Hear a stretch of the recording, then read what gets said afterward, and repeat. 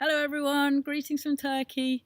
I'm in a beautiful village called Esenkoy. I think that's how you pronounce it, but it's very gorgeous however you pronounce it. And I wanted to share an insight I had with you about absolute decisions. So basically, sometimes in life we have experiences that happen again and again, and we come to a conclusion, and it's something like, I'm never ever going to do that again. In that situation, I'm never going to do that ever again. But the insight showed me that the problem with that is that it's very rigid, and it's based on a moment that is no longer the current moment. So it happened in a moment that you came to that conclusion, like no more. But now a new moment may have occurred later down the line, and you're clinging onto something that is from the past. And actually, this can be the case even for moral decisions. So, sorry, there was a big bee making a lovely sound. So yeah, I've forgotten what I was going to say now. The moment has taken me elsewhere. Yeah, what I was going to say is that in the moment, your heart and your internal compass will always guide you to what is right, and you don't need to cling on to decisions from the past, even if they seem very, very logical. So I'll give you a little example.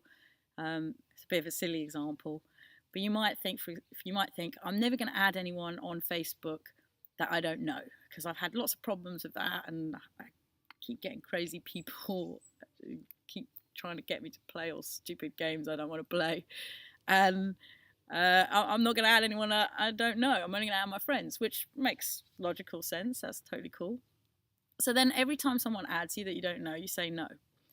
But the problem with that is that it might be that in one of those days, someone adds you, and actually, if you said yes, they could be the perfect person for you in your life. It could be something really beautiful that could come from that. And you might miss that because you're so busy holding on to this decision that you made before about not doing that you override it.